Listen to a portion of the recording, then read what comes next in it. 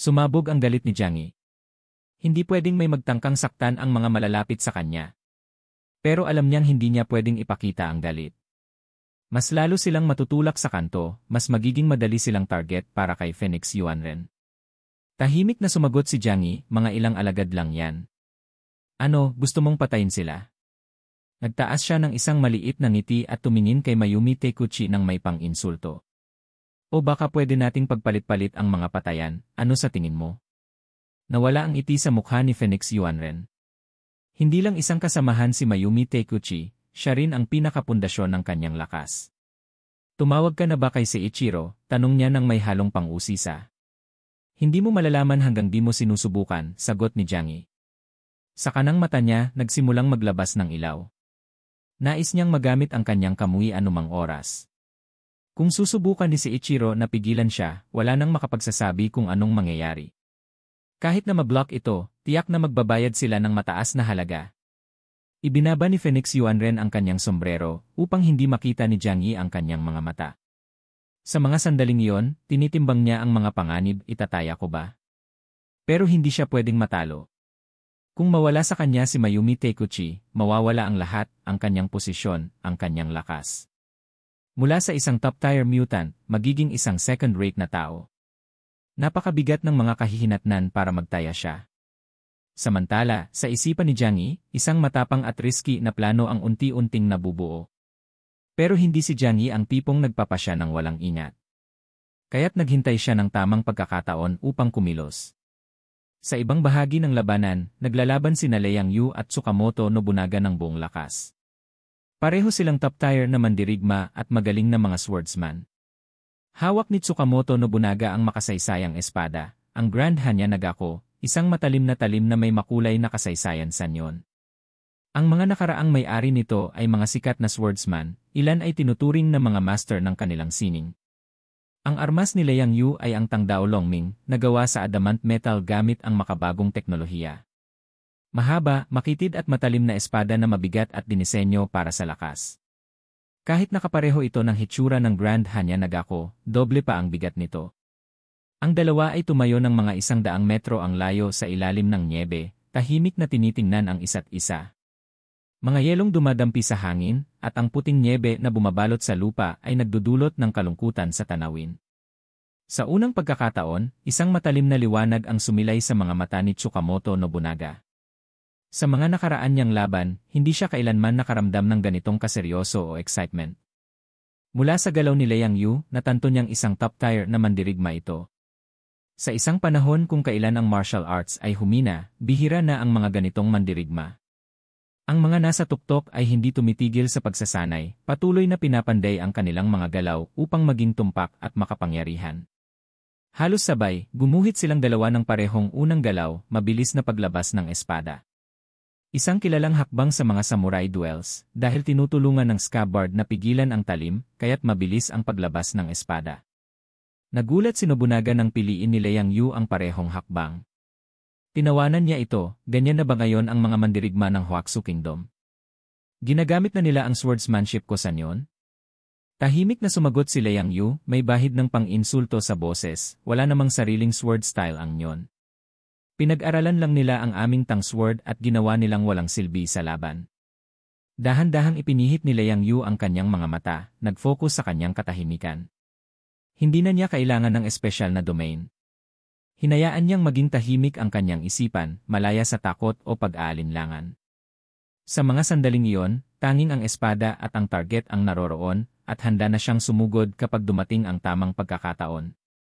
Matapos ang ilang sandaling tensyon, napagtanto nilang pareho na ang depensa ng bawat isa at perpekto, kaya't wala nang dahilan para maghintay pa.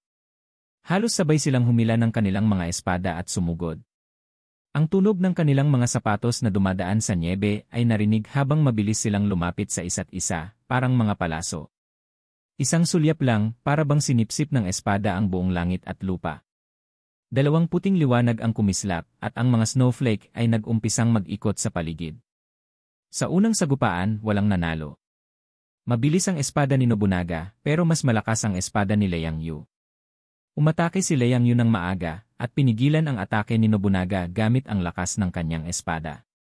Nasa dumain na siya ni Nobunaga, pero ang tanging nakikita lang niya ay ang mahahabang, makitid na tangsword. Nang papalapit na ang malupit na pag-atake ni Nobunaga, naging seryoso ang ekspresyon ni Liang Yu. Alam niyang hindi niya ito kayang iwasan. Walang atrasan. Imbes na umatras, sumugod siya, dumiretso sa daraanan ng nakakamatay na talim ni Nobunaga. Habang pinapabuti ni Nobunaga ang kanyang teknik, ang espada ni Liang Yu ay naging isang guhit na puting liwanag habang itinaas niya ito mula ibaba hanggang itaas. Naputol ang isang braso at lumipad sa hangin. Ang dugo ay tumilamsik sa lupa, kasing pula ng isang namumulaklak na plum blossom, ngunit mabilis ding nanlamig at nawala. Sa malawak na lupang tinabunan ng nyebe, naghiwalay muli si Liang Yu at Nobunaga. Matapos ang isang brutal na laban na halos magbuwis sa kanilang buhay, nagpasya silang magpahinga at maghanda para sa kanilang susunod na round. Si Liang Yu ay hindi tinamaan ni kahit ano. Samantalang si Nobunaga nawalan ng kaliwang braso. Mukhang may kalamangan si Liang Yu, ngunit hindi ito ganap na totoo. Habang nawalan niya ng kaliwang braso si Nobunaga, hawak pa rin niya ang espada gamit ang kanang kamay. Gayunpaman, ang pagkawala ng braso ay nakaapekto sa kanyang balanse na magpapabagal sa kanya at magbabawas ng bilis sa susunod na atake. Kaya, ang duelong ito ni Liang Yu at Nobunaga ay mas mapanganib kaysa sa ibang mga laban, gaya ng laban ni Baili Changqing at Dagong Yanjin. Sa ibang bahagi ng larangan ng digmaan, patuloy ang matitinding laban. Habang abala sina Jiang Yi at ang iba pang pangunahing puwersa sa kanilang sariling matinding laban, mas magulo pa ang sitwasyon sa ibang lugar. Sina Wudi at Yehi, na pinangunahan ang Tengu Team, ay nakikipaglaban sa maraming miyembro ng Qianlong Parades at Eclipse. Kasama rin sa labanan si Yang Shinshin, na sakay kay Huahua. Ipinakita ng 4th Squadron ni Kanot ang kahanga-hangang kakayahan sa labanan, at si Kanot mismo ay kasing lakas ng Deputy Captain ng Investigation Team. Ngunit, nang tamaan siya ng isang Void Sphere mula kay Jiang Yi, siya ay malubhang nasugatan, kaya't hindi niya magamit ng buo ang kanyang mga kakayahan habang nagkokontrol ng kanyang mga puwersa sa laban. Mabilis na na-clear ang karamihan ng mga ordinaryong mandirigma o mga basura mula sa laban at tanging ang mutant mula sa pirate group na lang ang natira. Bagamat matitibay ang ibang mga mutant sa grupo, wala pa rin silang laban sa mahusay na sanay at well-equipped na Tengu Team. Ngunit si Kanot ay labis na malakas. Dahan-dahang hinaplos ni Yang Shinshin ang ulo ni Huahua at nagsalita, "Huahua, mag-ingat ka, kailangan mong subaybayan ang kanyang mga galaw." Nanatili ang titig ni Huahua sa ibaba, nakatutok sa dambuhalang isda. Ang laki ng isda na ito. Ang mga mata nito'y malapad at nakatingin ng malalim.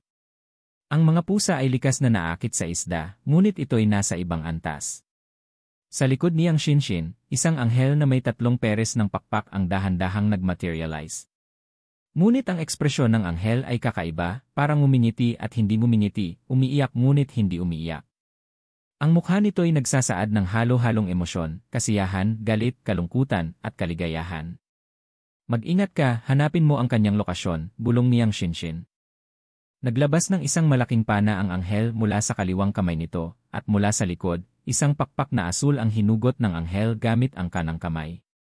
Ang pakpak ay nag-transform at naging isang matalim na palaso sa kamay ng anghel, ang dulo nito ay parang pakpak pa rin. Isang sandali ang lumipas, biglang lumitaw si Kanot mula sa ilalim ng lupa at binuksan ang napakabigat na bibig. Sa pagkakataong ito, ang target niya ay si Lu Yinghao. Napalunok ng laway si Lu Yinghao, naging maputla. Kahit na tinulungan siya ng adrenaline, hindi pa rin siya mabilis na nakailag mula sa atake ni Kanot. Nilunok siya ni Kanot ng buo. Ngunit sa eksaktong sandaling iyon, ang palaso ay tumama kay Kanot, pero tanging isang maliit na bahagi lang ng katawan nito ang napasok. Hindi nito nabutas ang makapal na kaliskis ni Kanot. Nagbigay ng malamig na sulyap si Kanot kay Yang Shinshin at hindi na siya pinansin. Para maputol ang depensa ni Kanot, kailangan ng isang atake mula sa isang Deputy Captain level na mandirigma. Kung hindi niya kayang i-block ang Void Sphere ni Jiang Yi, tiyak na hindi rin niya kayang pigilan ang mga atake mula sa buong Tengu Team.